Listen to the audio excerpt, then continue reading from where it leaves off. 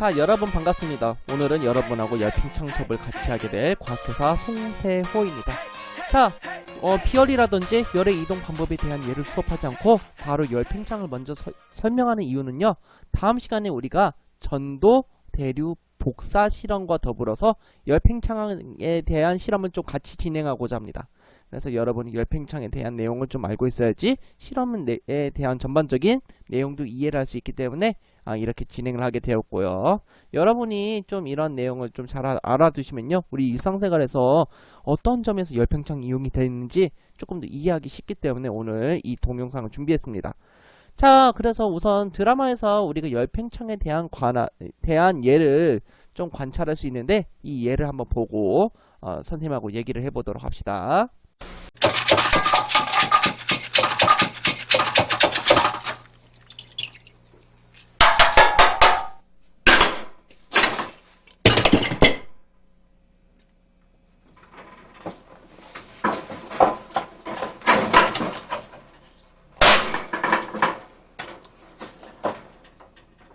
뭐야 이거. 동생아,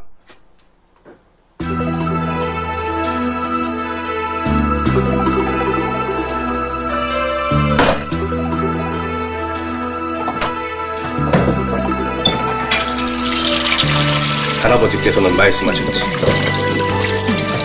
모든 사물은 수축과 팽창 운동을 한다고. 이렇게 아래에 있는 따뜻한 물, 위에 있는 찬물을 붓게 되면 열평형, 즉 열의 이동과 비열에 의하여 이렇게 두 개의 물질을 완벽하게 분리할 수가 있게 된단다.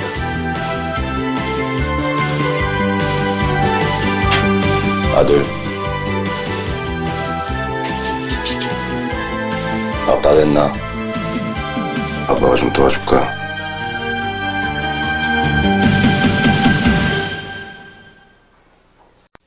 자, 우리 드라마의 내용을 좀 잘 보셨습니까?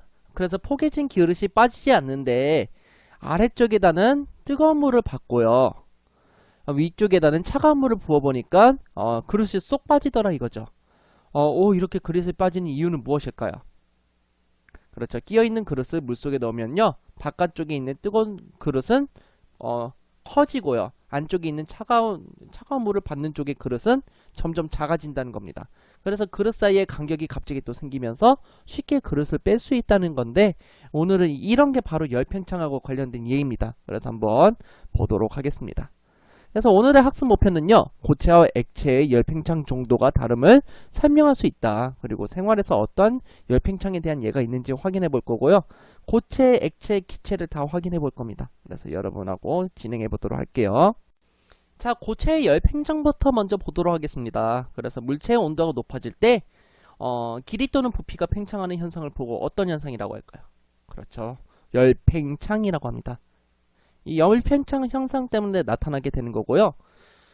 고체의 열팽창의 특징은요, 두 가지로 나뉠 수가 있습니다. 첫 번째는요, 열팽창의 정도는 물질의 종류마다 다르다는 거예요. 그래서 대체적으로 뭐 철이라든지 알루미늄, 구리 같은 게 있다면요, 이런 것들의 열팽창 정도가 다 다르다는 것을 알 수 있고요. 두 번째, 온도가 낮아지면요, 늘어난 길이는 다시 수축합니다. 그 이유는 제가 뒤쪽에서 확인을 좀 시켜드릴게요. 그래서 고체가 열팽창하는 이유는요, 열에 의해서 고체를 이루는 분자가 활발해지면서 분자 간의 거리가 달라지기 때문인데요. 자, 열이 가해진다면 분자 간의 거리가 멀어질까요, 가까워질까요? 열이 가해지면 어떻게 된다고 했어요? 분자의 움직임이 작았는데 점점 더 이 열을 가했다. 그러면은 분자의 움직임이 점점 커진다고 했어요, 작아진다고 했어요? 그렇죠. 커진다고 했죠. 그렇기 때문에 거리도 더불어서 같이 멀어진다는 것을 확인할 수 있습니다. 그래서 온도가 낮을 때는 조금밖에 안 움직이기 때문에 서로 간의 간격이 그렇게 차이가 안 나지만, 온도가 높아지게 되면 부딪히면서 분자끼리도 멀어지게 되고, 멀어지게 되면은 전반적으로 부피가 커지는 현상이 되더라라는 거죠. 그래서 우리는 열이 가해지면은 부피가 커지는 현상을 확인할 수 있고, 이걸 바로 열팽창이라고 하는 겁니다. 자, 넘어가 볼까요? 네, 열팽창을 한번 정리해 볼 텐데, 고체의 온도가 높아질 때 길이 또는 부피가 팽창한다는 겁니다. 그래서 그것에 관련된 동영상을 한번 보고 저랑 얘기를 좀 해보도록 할게요. 금속구와 금속구가 들어가는 크기의 링을 준비합니다.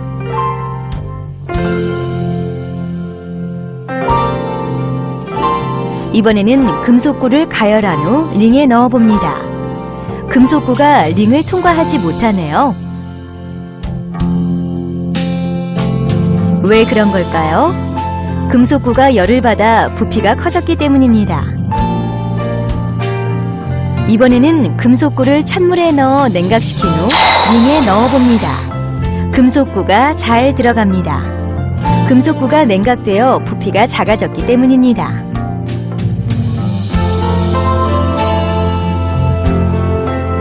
철로 사이에 약간의 틈을 두어 연결하거나 다리를 만들 때 이음새를 두는 것은 열 팽창으로 인해 철로나 다리가 휘어지는 것을 방지하기 위해서입니다. 자, 이와 같이 고체의 열팽창에 대해서 확인해 봤고요. 금속구에 관한 실험은 제가 시간이 남는다면은 실험실에서 제가 실험을 보여드리도록 하겠습니다.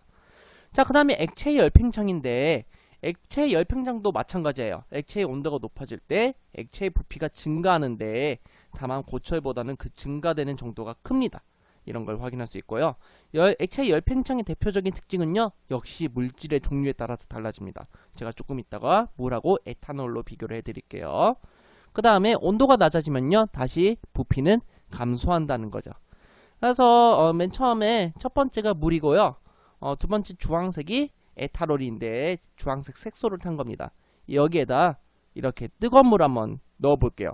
뜨거운 물을 넣었을 때 부피 변화를 관찰해 볼 건데요. 물 같은 경우는 부피가 커졌고 에탄올 같은 경우는 부피가 더 커졌다는 걸 확인할 수 있어요. 그래서 물하고 에탄올이 다른데, 자, 열팽창 정도는 물하고 에탄올 중에서 어떤 게 더 크다는 것을 확인할 수 있나요? 그렇죠. 물보다는 에탄올이 더 열팽창 정도가 크다라는 것을 확인할 수 있죠. 액체가 열팽창하는 이유도 마찬가지예요. 똑같이 분자 운동을 하는데 열에 의해서 액체가 이루는 분자가 활발해지면은 분자 거리가 이번에도 멀어지게 됩니다. 그래서 멀어지면서 분자 운동이 활발해지고요. 처음에는 분자가 조금씩 움직였는데 이제 분자가 나중에 열을 받게 되면은 더 많이 움직이게 됩니다. 이런 식으로 움직이면서 분자 간의 거리가 멀어지게 된다는 거예요. 이러면서 팽창하게 된다는 사실을 알 수 있습니다.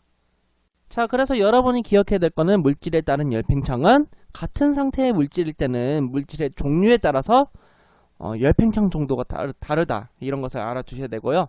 물체의 상태에 따른 열팽창에 대한 정도는요, 고체, 액체, 기체 중에서 기체가 가장 분자 운동이 활발하기 때문에 거리도 멀어요. 그런데 열을 받으면은 더 멀어지게 되는 거예요. 그래서 기체가 열팽창을 가장 잘하게 되고요. 그래서 대표적으로 우리가 조금만 열을 가해줘도 열기구가 뜬다든지 뭐 이런 현상도 다 열팽창을 이용하는 예고요. 그 다음에 액체예요. 액체도 이제 부피가 증가되게 되고요. 마지막으로 고체가 소량 증가하게 됩니다. 그래서 열팽창하는 정도는요, 기체가 가장 크고 액체가 그 다음이고 고체 순으로 이제 열팽창 정도가 다르다는 것을 확인할 수 있습니다. 자, 열팽창 현상의 예를 한번 보도록 할 텐데, 자, 우리 에펠탑이 있어요. 에펠탑은 고체, 액체, 기체 중에서 어떤 걸로 이루어져 있죠? 그렇죠. 에펠탑은 고체로 이루어져 있는데 이러한 고체로 이루어진 에펠탑이 온도에 따라서 달라지게 되는데 한번 문제를 내볼게요. 봄, 여름, 가을, 겨울 중에서 언제 에펠탑의 높이가 가장 클까요? 그렇죠. 여름에 가장 크다는 것을 알 수 있어요. 왜요? 온도가 높아요? 낮아요? 그렇죠. 온도가 높은 상태를 유지하고 있기 때문에 결국에는 열팽창이 정도가 크다는 것도 알 수 있다는 거죠. 자, 넘어가 볼까요? 자, 그 다음에 가끔 딸기잼 같은 거 뚜껑이 잘 안 열릴 때가 있어요. 이럴 때는 뜨거운 물을 부어주면요, 이 뚜껑 부분이 뜨거워지면서 팽창하게 되잖아요. 그러면은 조금 더 쉽게 열린다. 우리 어머님들이 보통 이런 뚜껑이 잘 안 열리는 경우가 있는데 이러한 방식을 이용하면은 쉽게 뚜껑을 여실 수가 있습니다. 한번 어머님들도 이런 것을 활용할 수 있도록 여러분이 좀 잘 알려주면 좋을 것 같아요. 자, 그 다음에 내열 유리를 사용하는 게 조금 더 좋죠. 그래서 차가운 유리컵에 뜨거운 물을 부을 때 열팽창에 의해서 컵이 깨지는 것을 방지해야 돼요. 그래서 내열 유리를 사용 안 하면요, 커졌다가 작아졌다를 반복하다가 이제 그 유리의 내구성이 낮아지면서 깨지는 경우가 생기는데, 이런 작은 내열 유리를 사용하면요, 열팽창하는 정도가 크게 달라지지 않기 때문에 오랫동안 컵을 사용할 수 있다는 겁니다. 그래서 가끔씩 여러분이 얼음물을 담갔다가 마시고 나서 바로 뜨거운 물을 부어버리면요, 가끔씩 그릇이 깨질 수 있습니다. 그러기 때문에 온도를 최대한 비슷한 물질을 계속 마셔주는 게 좋고요. 자, 그 다음에 나무통의 금속 태도요, 늘어났다가 줄어들었다가 이런 것을 반복하게 되는데요. 금속태의 온도가 낮아지면서 수축하면서 나무판을 단단하게 조이게 하는 역할도 한다고 합니다.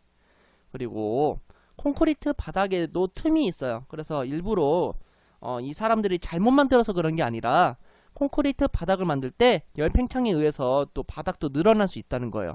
그래서 어느 정도의 약간의 틈은 유지시켜 줘야 되고요. 여름에는 간격이 줄어들지만 겨울에는 기온이 떨어지기 때문에 틈이 다시 벌어지게 됩니다. 이런 것도 확인할 수 있고요. 그리고 동영상에서도 확인하셨는데, 열팽창에 철로의 틈이 대표적인 거죠. 그래서 여러분이 여름에 타고 가면은 두쿵 두쿵 두쿵 두쿵 이런 소리가 잘 안 나지만, 겨울에는 두쿵 두쿵 이런 소리가 되게 잘 난다는 거예요. 왜냐면은 간격이 여름에는 거의 붙을 정도로 가까워지기 때문에 소리가 잘 안 나고요. 겨울에는 철의 부피가 줄어들면서 간격이 생기게 됩니다. 그러면서 덜컹덜컹 거리는 소리가 더 잘 들리게 된다는 거죠. 다리 사이의 이음새도 이런 식으로 만들어진다는 걸 확인할 수 있습니다. 마지막으로 우리가 실험적으로 사용하는 것은 온도계입니다. 온도계에 그 안에 있는 알코올 성분이나 수은 성분, 수인이 아니라 수은입니다. 수은 성분이 열팽창에 의해서 올라가는 원리를 통해서 온도를 측정하게 된다는 거죠. 그래서 이렇게 온도가 올라가게 될 경우에는 열팽창이 점점 커지는 거고요. 네, 온도가 낮아지면 열팽창의 정도가 작아지게 된다는 겁니다. 그래서 그 부피가 열팽창의 온도에 따라서 열팽창의 정도가 달라진다, 이러한 사실을 꼭 기억해 두시면 될 것 같아요. 자, 마무리 개념 문제 한번 풀어보겠습니다. 물질이 열을 가했을 때 부피가 팽창하는 것을 보고 어떤 현상이라고 하자? 그렇죠, 열팽창이라고 하자라는 것 기억해 두시고요. 그래서 냉각을 시켰을 경우에는 부피가 늘어나요, 줄어들어요? 부피는 줄어들게 되더라. 가열을 하였을 때는 부피가 증가하게 되더라. 어떤 이유 때문에 그래요? 그렇죠, 분자 운동이 온도가 높아질수록 활발해져요, 줄어들어요? 온도가 높아질수록 활발해지기 때문이다 라는 것을 기억해 두시기 바랍니다.